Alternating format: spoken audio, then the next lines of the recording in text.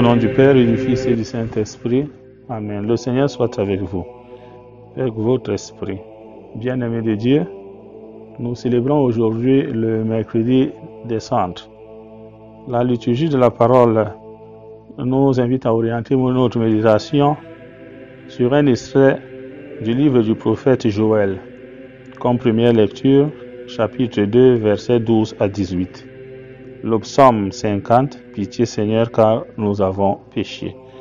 La deuxième lecture, elle est tirée de la deuxième lettre de Saint Paul apôtre aux Corinthiens, chapitre 5, verset 20 au chapitre 6, verset 2. Et l'évangile est celui de notre Seigneur Jésus-Christ selon Saint Matthieu, chapitre 6, verset 1 à 6, verset 16 à 18. La liturgie de cette célébration, nous avons la messe qui sera proprement dite, et au cours de cette messe, il y aura l'imposition des cendres.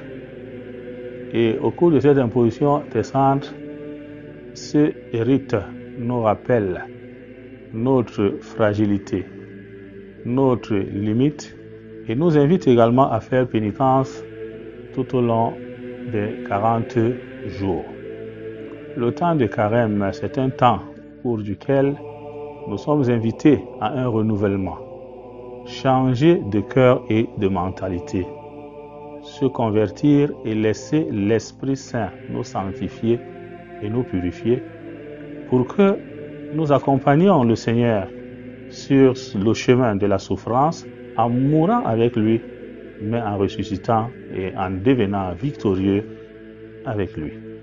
Pendant ce temps de carême, tous, nous sommes invités à faire des efforts. Dans notre vie de prière, quelquefois, il y a la négligence dans notre vie de prière.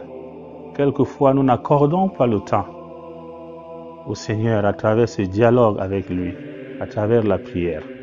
C'est l'occasion pour nous de recentrer les choses, pour nous tourner vers le Seigneur, écouter le Seigneur nous parler, mais aussi nous adresser au Seigneur. N'oublions pas que sans la prière, si nous sommes coupés du Seigneur, nous sommes des êtres foutus.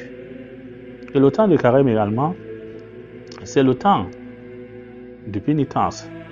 Pénitence pourquoi? Faire des mortifications, demander au Seigneur d'éloigner de nous de mauvais plaisirs, de mauvais choix, et aussi nous aider à revenir vers lui, comme le prophète Joël le dit. Déchirez vos cœurs et non vos vêtements. C'est l'occasion pour nous de présenter au Seigneur ce que nous faisons de mal pour qu'il nous donne la grâce de nous détourner de ce mal, de ce qui est mauvais. De l'autre côté également, il y a le partage. Au cours de ce temps, nous devons partager avec qui? Avec nos frères et sœurs qui sont dans le besoin et quelquefois qui n'ont même rien, n'a mangé rien, n'a apporté comme habit, ceux qui sont souffrants dans des hôpitaux et qui ne peuvent pas se soigner. N'oublions pas qu'en partageant avec ces êtres nécessiteux qui sont dans le besoin, nous accomplissons ici une œuvre de miséricorde corporelle. J'avais faim, vous m'avez donné à manger. J'avais soif, nous dit Jésus, vous m'avez donné à boire. J'étais malade et en prison, vous êtes venu me visiter. J'étais nu, vous m'avez habillé. Donc chaque fois que vous l'avez fait à l'un de ces plus petits, qui sont mes frères, c'est à moi que vous l'avez fait. Et aujourd'hui également, nous vivons dans un contexte très difficile, où le plus souvent, il y a des animosités, des haines dans nos relations interpersonnelles et même dans les relations familiales. Donc nous sommes invités à la réconciliation et au pardon. Offrir le pardon, aller à la rencontre de celui qui vous a heurté, de celui qui vous a calomnié injustement, de celui qui ne vous aime pas.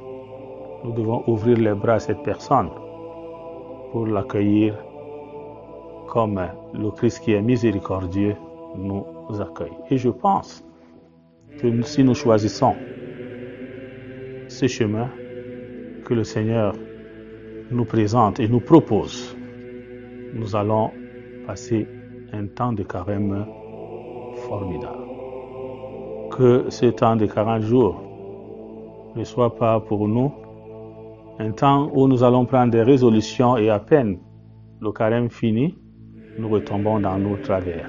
Mais qu'en prenant ces résolutions, la grâce du Seigneur nous accompagne pour que nous tenions ferme, pour que nous changions de vie et pour qu'un être nouveau naisse en nous. Que le Seigneur nous accorde sa bénédiction durant ces 40 jours, qu'il accompagne notre effort et que chacun de nous reçoive de lui un océan de grâce.